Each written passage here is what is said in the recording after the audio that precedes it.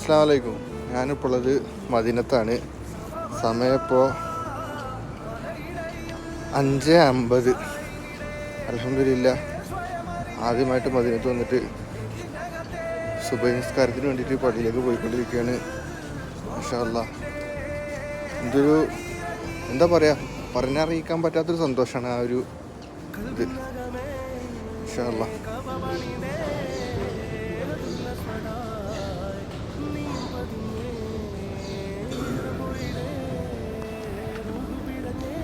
Allah Akbar Allah Akbar.